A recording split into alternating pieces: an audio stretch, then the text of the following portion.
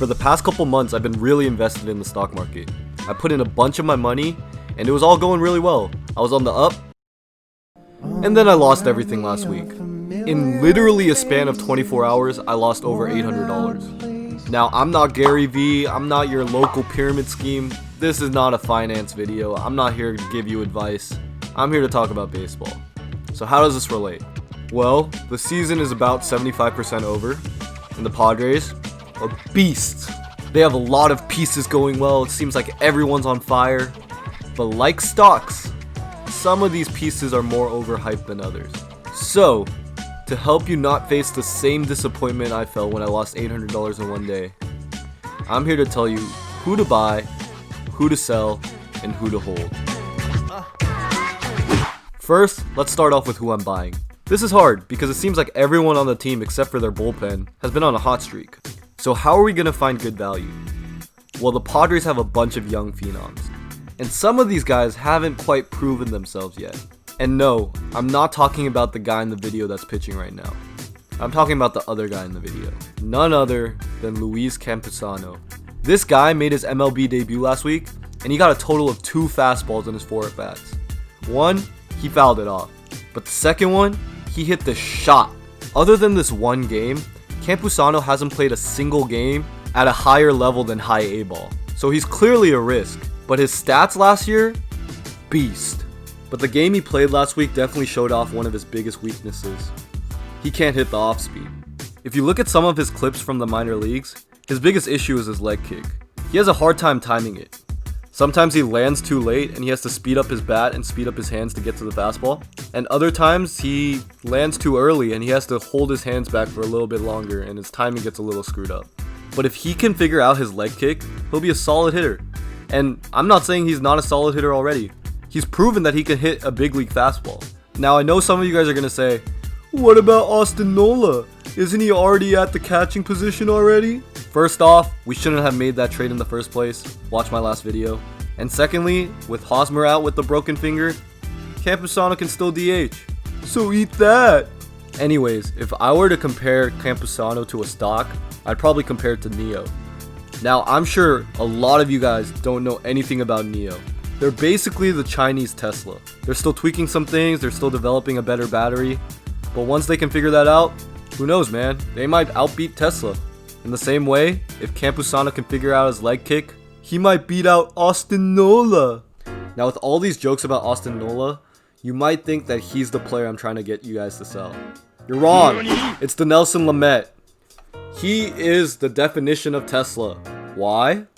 Well, because Tesla has a bunch of clout for a company with terrible financials, and in the same way, Lamet's underlying statistics say that, well, he's kind of having a fluky year.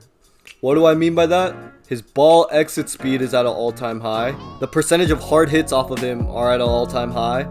He's just getting destroyed, but his ERA doesn't say that. But let me try to explain to you why his future isn't as bright as people might think. Last season, about 12% of his pitches were sliders. This season, 51%. He's thrown the slider more than the fastball.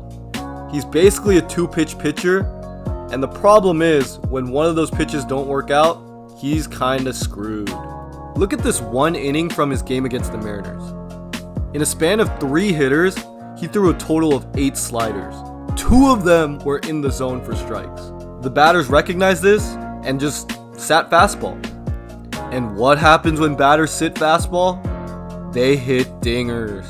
Sure, Lamet's slider is nasty when it's good, but Lamet's fastball is also proven to be hittable. The expected batting average on his fastball this year is pretty similar to the rest of his career. But I hope you don't get me wrong. I'm not saying Lamet won't be good. I think he'll be a fine starting pitcher. But these stats right now, they're probably as good as they'll get. So, sell him. Or risk losing $800 in a single day like me. So we have our buy, we have our sell. Who am I holding? This type of player would be similar to the S&P index. You're not expecting massive growth, but you're also probably not expecting too much loss. Now, there are a lot of options here. Easy answers include Manny Machado, Fernando Tatis, 2 basically can't miss players. But that'd be no fun. So I'm going to go on a limb and say everyone's most love-hate player, Will Myers. Myers is having a comeback season this year. His swing looks very different. The first thing to notice is that last season he was standing straight up, whereas this season he's starting in a much more athletic position.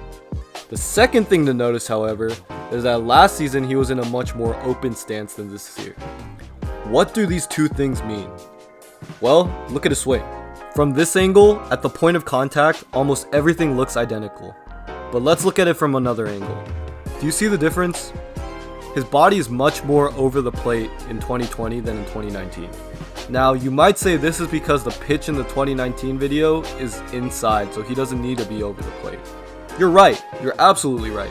But what I'm saying is that the athletic position and the closed stance makes it easier for Myers to get into this position. It makes it easier for him to stay through the ball on these pitches that aren't on the inside part of the plate, and he should be able to hit the off speed better. The open stance makes it really easy for him to just swing across his body, but with the closed stance, he can stay through the ball. The numbers support this. He's hitting the ball oppo way more, he's hitting the off speed better, he's hitting the breaking balls better. He's a beast. And, just for a little fun, you know who else has their body over the plate when they swing? Mike Trout. Now, I'm not saying Will Myers is the next Mike Trout, but hey, I would keep him. If you made it this far, leave some stock advice down below so that hopefully I can make my $800 back. God is good, yo.